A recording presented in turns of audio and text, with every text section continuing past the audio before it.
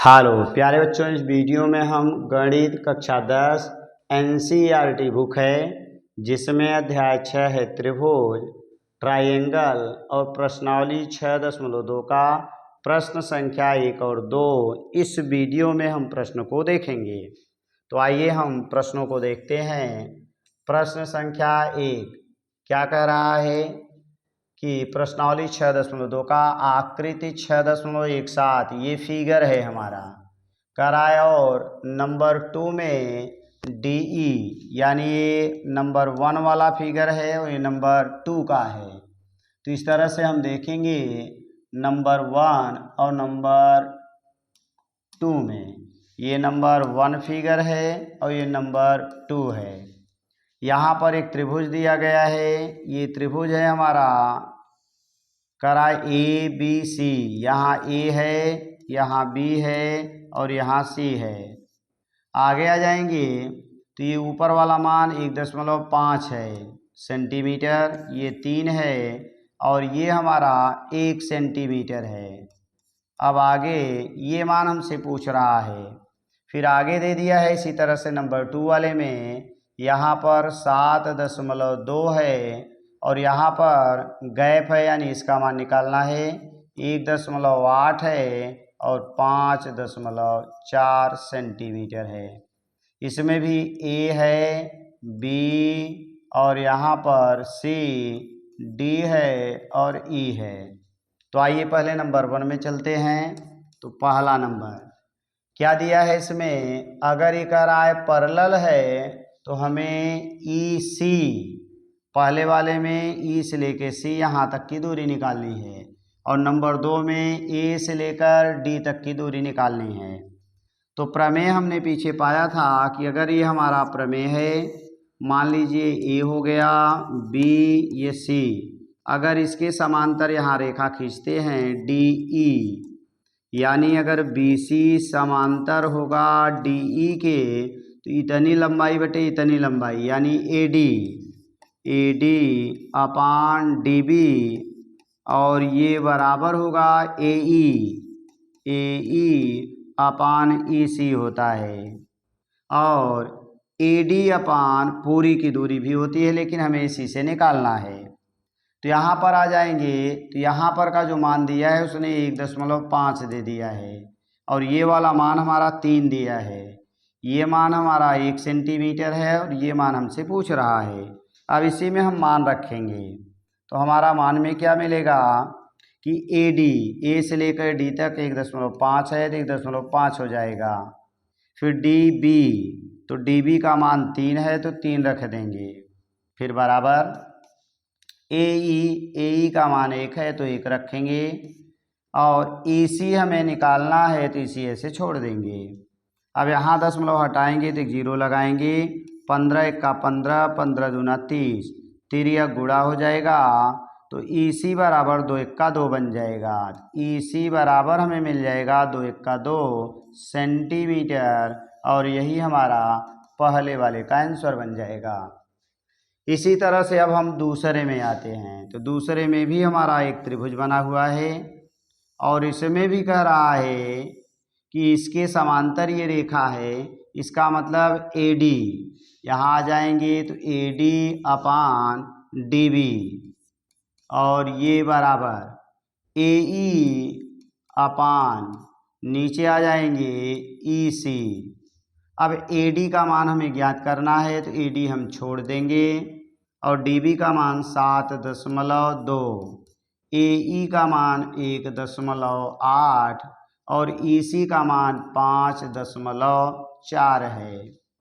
अब हम क्या करेंगे, तिर्यक गुणा कर देंगे तो हमें मिल जाएगा AD बराबर, चाहे हम यहाँ से 0 हटा दें, 18 1 18 होगा, 18 त्रिक 54 तो 1/3 और 7.2 का तिर्यक गुणा करेंगे तो यहाँ चला जाएगा 7.2। अब हम 3 से भाग दे देंगे 7.2 में 3 का भाग, तो 3 दूनी 6 हो जाएगा, 0 लगा के 3 चौक 12, तो हमारा आंसर दूसरा बन जाएगा 2.4 सेंटीमीटर। तो एक आंसर ये दूसरे वाले का हो गया, नंबर 2 वाले का, और नंबर 1 वाले का आंसर आपका ये हो जाएगा 2 सेंटीमीटर। आइए अब हम अगला प्रश्न लेते हैं। प्रश्न संख्या 2 में क्या कह रहा है कि 2 में पहला कि किसी त्रिभुज PQR की भुजाओं PQ PR पर क्रमशः बिंदु E और F स्थित हैं। निम्नलिखित में से प्रत्येक स्थिति के लिए बताइए कि क्या EFQR ये दोनों समांतर हैं। तो पहले तो हम बनाएंगे क्या, त्रिभुज PQR। तो हमने यहाँ बना लिया, एक त्रिभुज है PQR। अब ये कह रहा है PQ और PR पर 2 बिंदु हैं। एक बिंदु को E, दूसरे को F कहा गया। ये बिंदु E हो गया और ये बिंदु F हो गया। अब यहाँ पर मान दिया है P से लेके E तक की दूरी 3.9, फिर E से लेके Q तक की दूरी 3 सेंटीमीटर, फिर अगला है P से लेके F तक की दूरी 3.6 सेंटीमीटर, और FR माने यहाँ तक की दूरी हमारी 2.4 सेंटीमीटर। अब अनुपात निकालेंगे। तो अनुपात किसका निकालना है, PE बटे EQ। तो PE का मान हमें मिला 3.9 और बटे 3 हो गया। तो अगर हम बात करेंगे 3 से भाग दे देंगे, 3 एक्का 3, या एक जीरो लगा देंगे तो दशमलव हट जाएगा। 3 से काटेंगे, 3 एक्का 3, 3 त्रिक्का 9, और 3 से काटेंगे तो 10। तो ये हमें अनुपात मिला 13/10, यानी PE अपान EQ। फिर PF अपान FR। अब इसका अनुपात निकालेंगे तो ये बनेगा 3.6, नीचे 2.4। अब ये दशमलव कैंसिल हो जाएगा तो 12 तिहाई 36, 12 दूना 24। अब हम देखेंगे ये और ये अनुपात बराबर नहीं है, तो इसलिए ये जो रेखा खींची जाएगी अर्थात EFQR के समांतर नहीं होगी। अब यही लिखेंगे यहाँ, चूँकि हमें क्या मिला, PE अपान EQ ये नॉट इक्वल टू PF अपान हो गया FR। इसलिए हमें जो मिलेगा EF ये पैरेलल नहीं होगा, ये पैरेलल नहीं होगा किसके, QR के। तो हम कहेंगे EF QR के समांतर नहीं होगा। आगे आते हैं, इसका नंबर 2 ले लेते हैं। तो इसी का नंबर 2। तो आइए नंबर 2 में भी वही प्रक्रिया है। तो यहाँ पर दे दिया है किसी त्रिभुज PQR की भुजाओं, यहाँ भी हमारा त्रिभुज ही रहेगा और उसमें भी हम क्या करेंगे, त्रिभुज ये ले लिए हम, हमारा नाम वही रहेगा PQR। इस पर बिंदु E था, यहाँ पर बिंदु F था। यहाँ से हम मिलाएंगे, फिर PE का मान 4 मिल गया, QE का मान हमें 4.5 मिला। फिर आएंगे PF, P से F का मान 8 सेंटीमीटर, सब सेंटीमीटर में है, और RF का मान हमें 9 सेंटीमीटर मिल गया। ये सब सेंटीमीटर हैं। अब हम फिर अनुपात निकालेंगे PE बटे EQ। तो यहाँ आ जाएंगे PE अपान EQ। तो PE का मान 4/4.5, तो 4/4.5। दशमलव हटाएंगे तो एक जीरो लगाना पड़ेगा। अब 5 से काटेंगे तो 5 8 40, 5 9 45 हो गया। फिर आएंगे PF, तो PF अपान हो गया FR। तो PF का मान हमें 8 मिला और FR का मान 9 मिला। तो हम देख रहे हैं ये मान और ये मान दोनों बराबर हैं, इसका मतलब ये रेखा इसके समांतर होगी। अब यहाँ लिखेंगे चूँकि हमें क्या मिला, पी ई अपान ई क्यू ये बराबर है P F upon F R के। इसलिए मिल जाएगा हमें, यानी ई एफ पैरेलल होगा क्यू आर के। ई एफ यानी ये वाला क्यू आर के पैरेलल मिलेगा, ये पैरेलल होगा क्यू आर के, अर्थात ई एफ और क्यू आर दोनों समांतर रेखाएं होंगी। तो अगला आ जाते हैं नंबर 3, इसका ले लेते हैं। इसी तरह से हम नंबर 3 को देखेंगे। तो नंबर 3 क्या दिया है, तो आपको नंबर 3 में इसमें भी चेक करना है पैरेलल है कि नहीं है। फिर वही प्रक्रिया होगी हमारी।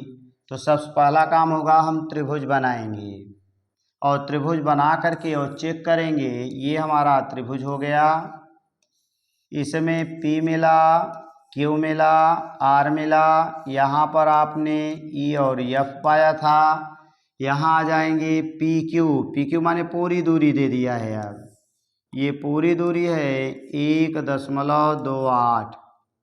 फिर P से लेकर R तक, यानी पूरी दूरी दे दी है 2.56। P से लेके E दिया है 0.18। तो हम ले लेंगे यहाँ पर 0.18। फिर अगला है P से लेकर के F तक की दूरी 0.36। अब हमारा या तो हम पूरी दूरी में से ऊपर वाली दूरी घटाएं, या तो PE अपान PQ निकालें, यानी इतना बटे पूरा, फिर इतना बटे पूरा निकालेंगे। अगर ये बराबर होगा तब भी समांतर रेखाएं हो जाएंगी। तो अब यहाँ हमें निकालना है PE अपान PQ का मान। PE का मान है 0.18 और PQ का मान है 1.28। तो दो अंक पर दशमलव है, हमारा कैंसिल हो जाएगा। अब आगे आ जाएंगे। तो अगर हम 2 से काटेंगे तो देखेंगे 6 से कट जाएगा, 6 दूनी 12 नहीं कटेगा। 2 से काटेंगे 9 आएगा, और 2 से काटेंगे 2 छंग 12, 2 चौक 8 हो जाएगा, यानी 9/64 मिल गया। इसी तरह से हम आएंगे PF, यानी यहाँ से पूरा मान PR लेंगे, ये आधा बटे पूरा, फिर आधा बटे पूरा। तो PF का मान है 0.36 और पूरा का मान है 2.56। ये हमारा कैंसिल हो जाएगा। 4 से काटेंगे तो 4 9 36 होगा, 4 छंग 24 होगा, 1 बचेगा, 4 चौक 16 हो जाएगा। तो 9/64, यहाँ भी 9/64 मिल गया। दोनों अनुपात बराबर हैं, इसका मतलब ये समांतर है। फिर वही लिखेंगे, चूँकि हमें क्या मिला, PE अपान PQ बराबर हो गया PF अपान PR, इसलिए यानी ये मिलेगा EF ये समांतर होगा किसके, QR के, और यही आपका आंसर हो जाएगा। तो थैंक्स फॉर वाचिंग। इस तरह के वीडियो को देखने के लिए चैनल को सब्सक्राइब करें तथा वीडियो को लाइक करें।